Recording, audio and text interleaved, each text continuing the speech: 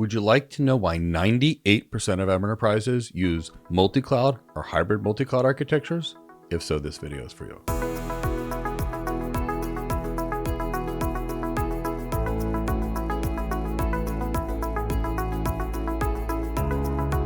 Hi, my name's Mike Gibbs, and I'm a cloud and enterprise architect with about 25 years experience. And today we're going to talk about why most enterprises, meaning almost all of them, are either multi-cloud or hybrid multi-cloud with their architectures. And I'll give you some statistics. These statistics come from Oracle, but they're about what I've seen consulting throughout my career, is that 98% enterprises right now are either using or plan to use at least two cloud infrastructure providers.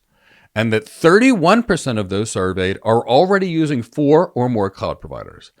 Now, 96% of those that were questioned basically say they are either using at least 2 cloud providers in software as a service faction, and 45% of them have cloud applications from 5 or more SaaS providers.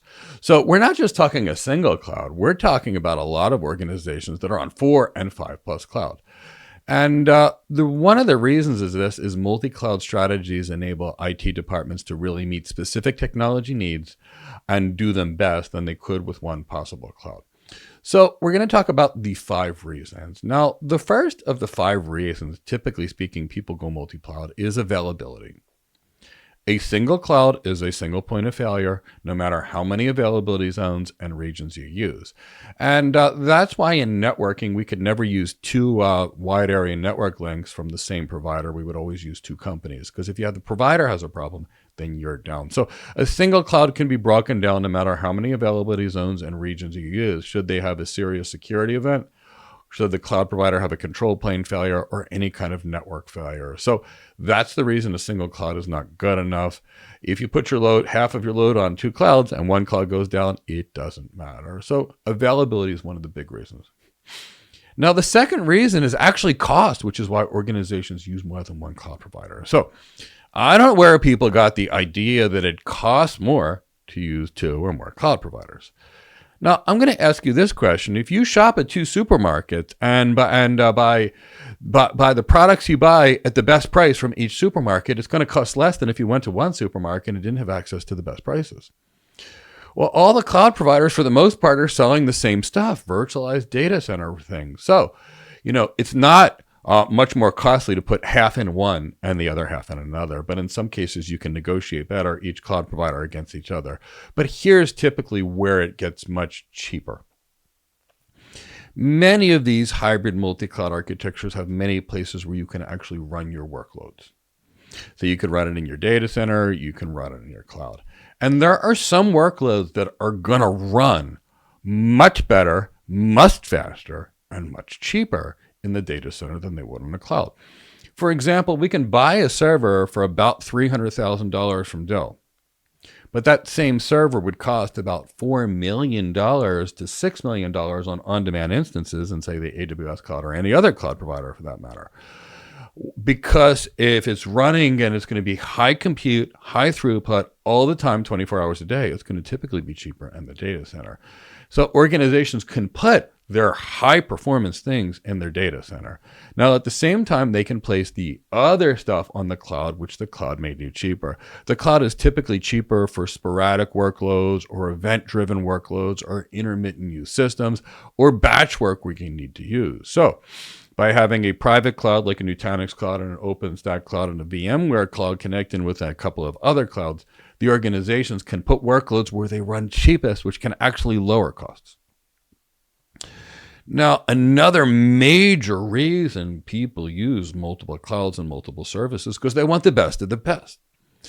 And it's typically called the best of breed architecture. Now, the reality is every vendor out there is going to have some things that they do very well and some things that they don't do very well.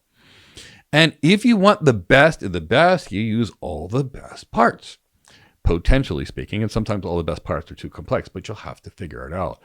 But each cloud provider has their strengths and their weaknesses. So you can put some workloads in one cloud provider that's strong at event A, and another workload in another cloud provider that's better at the thing B to do. And then you got your high performance stuff in your data center, which is typically run better, faster, cheaper, and even more secure in the data center when done right. So put it there. And that way you're using the best tool for the job. You're not limiting yourself to a single organization. So that again gives the organization, a competitive advantage. Now, performance is another reason many organizations go multi-cloud. And this is specifically true with the hybrid multi-cloud architecture. So we can provide much better performance in the data center than we can on the cloud as a general rule, because on the data center, we have control over it. We typically don't have the latency of a wide area network connection to the cloud if our users are in a campus and their systems are on the cloud. In the network, we can basically guarantee that we have more bandwidth than we need. If it's our own network, we can prioritize traffic to make sure that various traffic, we can do so much more on our network in the data center. We can run on bare metal servers. We can do whatever we want. Now, we lose all this networking performance in the cloud. We can also, in a server in the data center, have about 19 million IOPS in terms of which will give us nothing latency in our data center. But in the cloud, we have block storage, which is typically much lower. 250,000 IOPS with AWS's fastest IO2 compared to about 19 million in a server in your data center.